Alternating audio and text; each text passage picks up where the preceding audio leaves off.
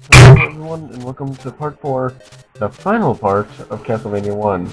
Last part we got a game over in this area. Well, yeah, it was a game over actually. And this part we're going to be finishing this level, and then the game! I'm going to start off by raping this knight. I guess. Now, I must say, what is with this background? Is it like a... Are those supposed to be photo frames or something? See, look, I walked through the guy right there. Now, when I said about last part about you absolutely needing the holy water in this part, right here. That's right, you fight the Grim Reaper, and he's by far the hardest boss in the game. Let's do this. Actually, do you have the cartridge in this game? And one of my friends was playing it with me a couple years ago, actually. And, he got to the hallway before death, and literally, right before the block on the far right, the game froze. He was majorly pissed. And now it's time for the final level in the game, everyone. No hard to believe, isn't it? Pausing for recording purposes. I should probably... I'm not going to edit that out because it was too quick. And I must say, I love the way this... I love this game. Oh my god! Yes, believe it or not, the first boss of the game is actually a normal enemy here. So now over here, it's time to go down, take down Dracula for technically the third time. If you count the Castlevania Legends game, if you don't, it's the second game. Also, a bit of a strange thing, wait, I don't know if I mentioned this already, maybe in the Axe recording, but according to legends, there's a bit of a theory that Dracula's son Alucard may be Trevor Belmont's father. It's actually a rather interesting theory to think that Dracula practically spawned his own demise for centuries.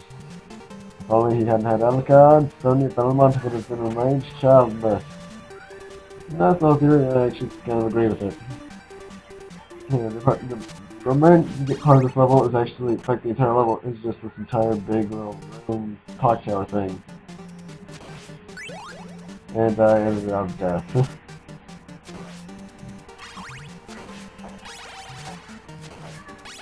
What did I? couldn't really tell. I think it's because I fell.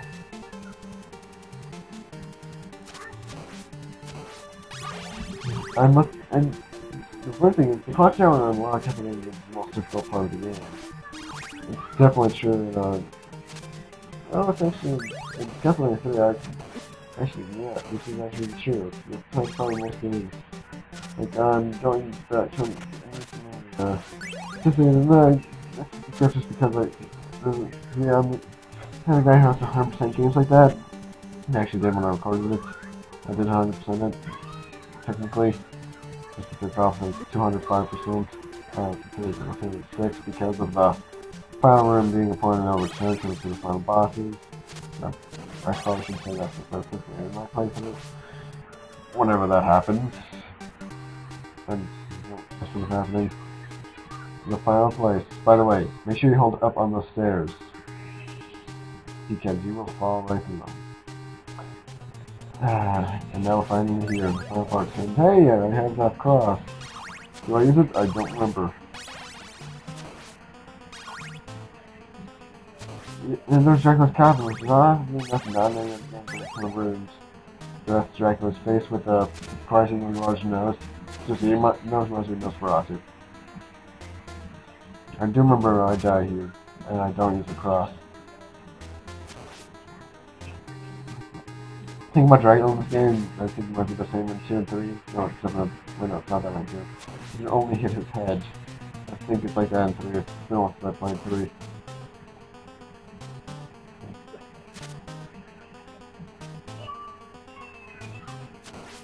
I must say, those distinct different lines.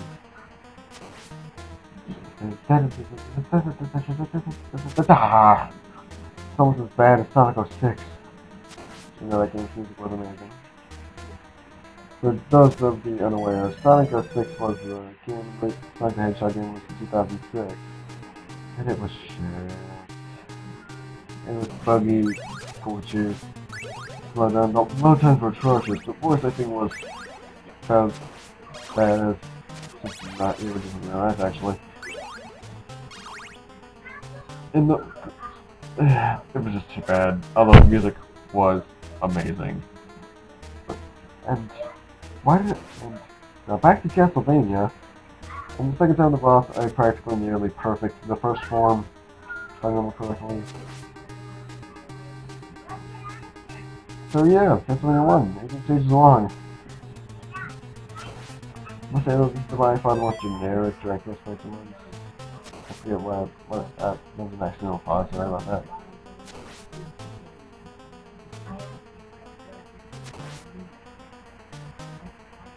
Whoa.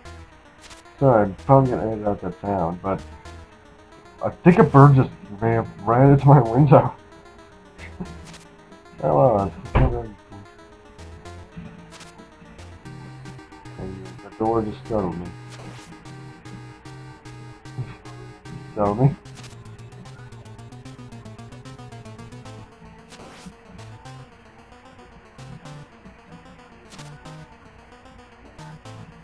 Sorry. Spaced out there. Anyway, first one with Dracula, one thing you will notice, his pattern is fairly easy to memorize. His damage output is high, like 4, maybe 6 bars. Depends on what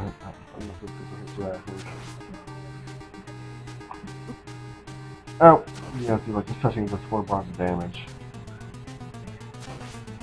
That's the first one done. The recordings. And now he turns into this. Like the first form, you can only hit him in the face. Or the holy water is a godsend here. I must say, this is actually a rather catchy final boss scene.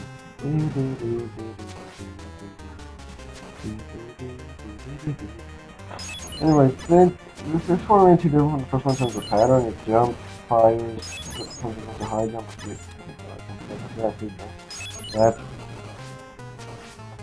And the one thing that's most surprising is his damage. Like, this is like 5 bars in his head.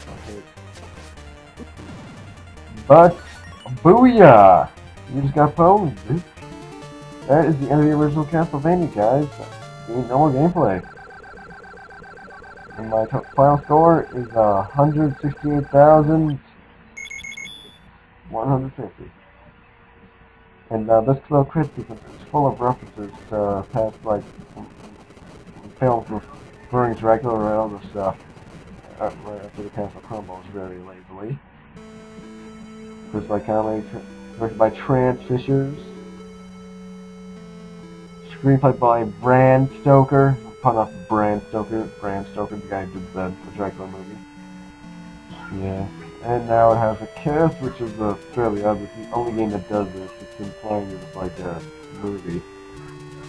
Which is such a one I considering the storyline is pretty similar to that of one. But yeah, that's the original Castlevania. I love the game to death, but if I was to do a review of this game, which I doubt, I would probably give it like a 7 out of 10. I love the music, the gameplay, while the controller stick is fun.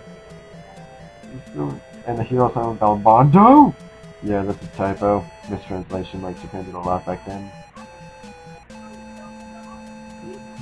Yeah, that's the end of the original Castlevania. After you beat the game, I'm guys, it's best frame mode. That's the next little explain. Well, so thank you for watching this playthrough. Subscribe, like, favorite.